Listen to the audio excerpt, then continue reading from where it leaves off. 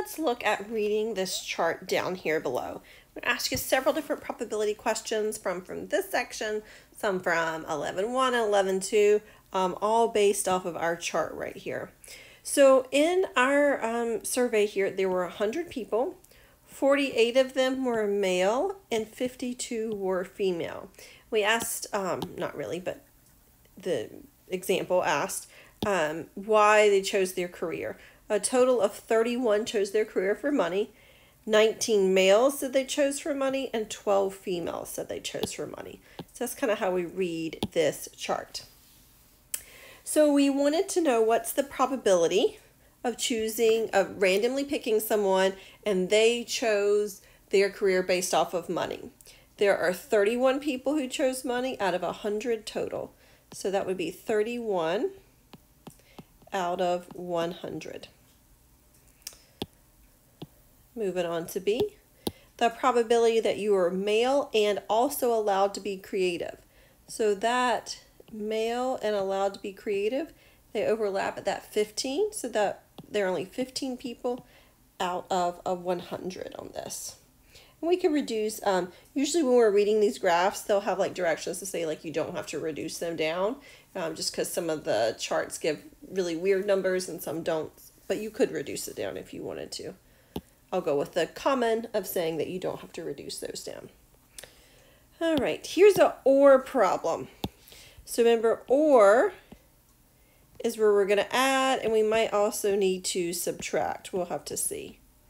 So the probability of being female, so total there are 52 females, so the probability of being female, plus the probability of being chosen, and you chose your job because of money. And then there are 12 people that are both female and come from that money category. So this one is not mutually exclusive. So I would have to subtract off. I'm just going to label these. This is the probability for female. This is the probability for money. And this is the probability of both female and money. Typing that in my calculator, that's going to give me 71 over 100. All right, so this next one is a little different here, and it uses our given sign. So that's the word given. So that is our conditional probability.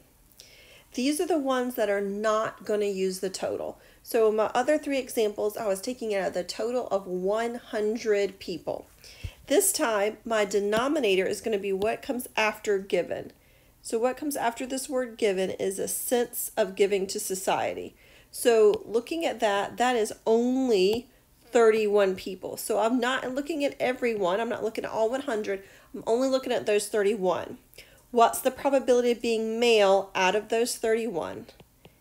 And that is 14 out of 31. E is similar. So why don't you pause and try E, and go ahead and try F as well. You really can try E, F, and G. So go ahead and pause and give those three a shot, and then we'll come back and work them.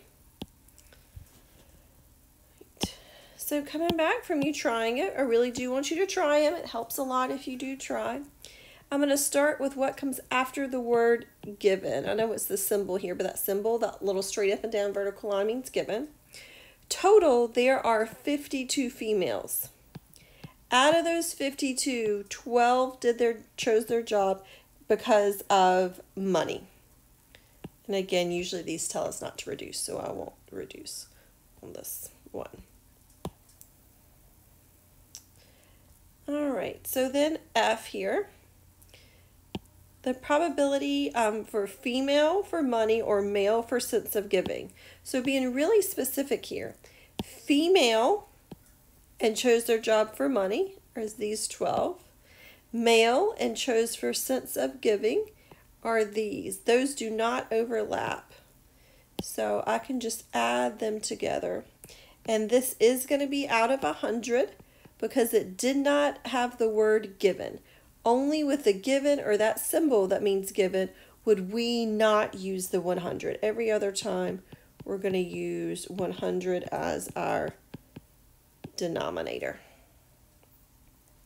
Last one got squirted onto the next page. Sorry about that. Now this one, we are going to have to subtract on. So ORs add, so we see the OR there was adding. But on this part G, this is the one that's not mutually exclusive. So the probability of being female are these 52 right here. So that's 52 out of 100. That was my female. Sense of giving, that is these 31. But there's a group that is both female and the sense of giving. These 17. So I'm going to subtract off those 17. So you have to worry about in ORs when we have to subtract. So just to kind of label it, this was the probability of being female. This was the probability of sense of giving minus the probability of both. And we do that when it's not mutually exclusive.